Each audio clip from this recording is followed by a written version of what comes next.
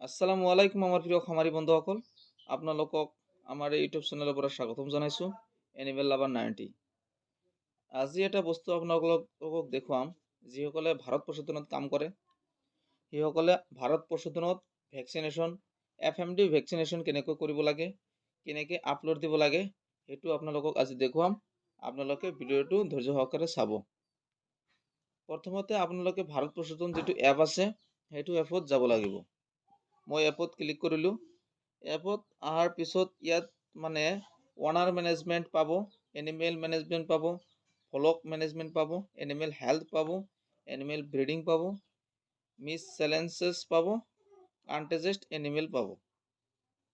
এতিয়া আপোনাৰ যিটো কাম সেইটো হ'ল মানে ভেকচিনেশ্যন, FMD ভেকচিনেশ্যন। ভেকচিনেশ্যনটো আপোনালোকে এনিমেল হেল্থত গৈ কৰিব। এনিমেল হেল্থটো চাইটত আছে,